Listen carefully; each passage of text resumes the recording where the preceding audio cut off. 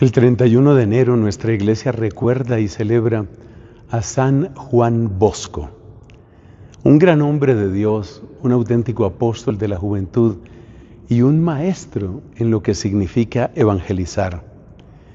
Pasan los años y quiero decirles que año por año voy apreciando más lo que nos dejó San Juan Bosco a toda la iglesia, no solo a la gran familia salesiana, así se llaman precisamente sus hijos espirituales, nuestros queridos padres y hermanos salesianos, y también las hijas de María Auxiliadora. Desde aquí va el saludo para todos ellos. Pues quiero decir que San Juan Bosco nos dejó un legado absolutamente precioso. Y yo quiero resumirlo particularmente en 3 palabras. 3 mensajes de San Juan Bosco que no han perdido actualidad y que creo que los podemos aplicar perfectamente en las necesidades actuales de la iglesia. Recordemos un poco el contexto. Juan Bosco vive a comienzos del siglo XIX, cuando la revolución industrial está entrando con fuerza en toda Italia, sobre todo en el norte, muy particularmente en la ciudad que va a ser el epicentro de la fundación que hace este gran sacerdote. Estamos hablando de Turín. La situación en Turín era muy compleja porque muchas personas venían del campo hacia la ciudad. Hemos hablado de la revolución industrial, entonces tratan de buscar mejores oportunidades de vida, mejores oportunidades de trabajo y también probablemente de estudio.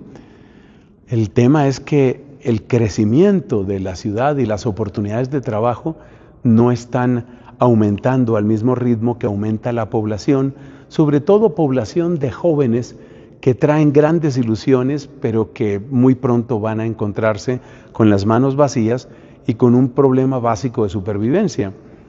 Bueno, esta es una de las causas, de acuerdo con los especialistas, esta es una de las causas de la ola de vandalismo, de violencia, de crimen, de pandillas que se encuentra en Turín en la época de San Juan Bosco. ¿Cuál es la solución que mucha gente le ve a ese tema? Pues la gran solución para ellos es más fuerza represiva, más cárceles y darle duro a esos vándalos, darle duro a esos muchachos que finalmente vinieron a perturbar el orden que había en la ciudad. Aquí es donde aparece la primera palabra que quiero destacar de Juan Bosco. Esa palabra es creatividad. Yo quiero hablar aquí de creatividad sobre todo a partir de una pregunta. ¿Qué otra cosa podríamos hacer? Es decir, no está funcionando el garrote, no están funcionando las cárceles, no está funcionando las rencillas o el desprecio hacia esos jóvenes. Eso no está funcionando claramente. Como eso no está funcionando, entonces, ¿qué podríamos hacer? ¿Qué deberíamos hacer? Y sobre todo, preguntémoslo desde el ángulo de la creatividad. ¿Qué no hemos hecho que tal vez sí podríamos hacer? Y eso fue lo que intentó Juan Bosco. Y fue un hombre de una impresionante creatividad. Es conocido por la formación práctica, por los talleres que abrió para estos jóvenes, pero luego se le fueron ocurriendo otras cosas. ¿Qué pasa si estos muchachos empiezan a vivir aquí, una especie de ciudadela juvenil? ¿Qué pasa si además buscamos otras oportunidades para que ellos encuentren el camino de su vida cristiana? Dicho de otra manera, no nos limitemos a criticar, busquemos soluciones. Ese es San Juan Bosco. En segundo lugar, me parece que hay que destacar que Juan Bosco fue un hombre que supo ver la oportunidad y supo tener la sabiduría práctica. Sabiduría práctica. ¿Qué quiere decir sabiduría práctica? A ver, hay una palabra que yo creo que no tiene muy buena prensa en la vida cristiana, que es la palabra negociar.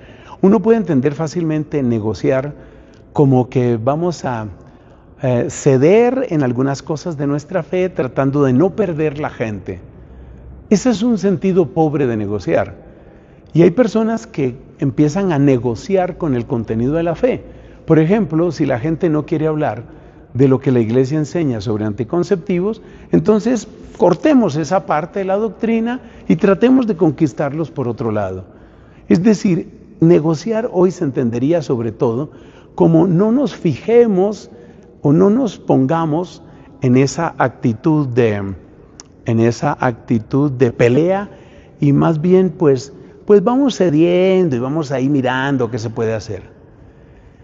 Es admirable que San Juan Bosco no negoció con el pecado, no negoció con el demonio. Y la prueba de eso es que el lenguaje que él utilizó con sus jóvenes fue siempre el lenguaje de la santidad. Y el que habla de santidad no está negociando lo esencial del Evangelio. Él, que además fue un gran confesor, pues dedicaba tanto tiempo a ese ministerio buscando que cada corazón de cada muchacho realmente se orientara hacia Dios. O sea que él no estaba negociando en ese sentido, pero sí estaba negociando en otro sentido. Por ejemplo, él se daba cuenta que era necesaria la alegría, y entonces le dio mucho espacio a actividades como el teatro, como la tertulia. Incluso él mismo aprendió esto que podemos llamar prestidigitación, es decir, trucos con las manos. La gente llamaría eso magia, pero yo detesto esa palabra. Pero es más o menos esa idea, ¿no? Trucos con las manos, cosas que son divertidas para una reunión social. Entonces, fíjate cómo él tiene esa sabiduría práctica, que es el segundo elemento. Él se da cuenta que es necesario buscar con creatividad qué es lo que se puede aceptar, que sobre todo sabiduría práctica es entender en dónde está la necesidad de esa persona. Estos jóvenes tienen necesidad de socialización, tienen necesidad de amistad, tienen necesidad de alegría, tienen necesidad de comprensión. Pues vamos a darles eso y vamos a atraerlos hacia Cristo. Ese es San Juan Bosco. El tercer aspecto que debo destacar es la paciencia. Paciencia que se requiere no solo con los jóvenes, se requiere paciencia con los niños, con los adultos, con los enfermos, con los sacerdotes, con los agonizantes. La paciencia es una virtud fundamental, y la paciencia no es simplemente aguante. En la mentalidad de San Juan Bosco, la paciencia es la conciencia del ritmo que Dios lleva en cada persona. Porque es que las personas no se mueven al ritmo que uno quisiera. Pregúntamelo a mí, que tanto he sufrido por mis impaciencias. No, la gente no se mueve al ritmo que uno quisiera. La gente se mueve de otra manera. Pero es admirable cuando tenemos un santo como Juan Bosco, que tiene esa paciencia y que por consiguiente se da cuenta de que aquí Dios está obrando, no a la velocidad que yo quisiera, no a la velocidad que a mí me gustaría, para mi comodidad probablemente, pero Dios está obrando. Comprender el ritmo de Dios, esa es la auténtica paciencia. Creatividad, sabiduría práctica y paciencia. Grandes lecciones de Juan Bosco para todos los tiempos. San Juan Bosco ruega por nosotros.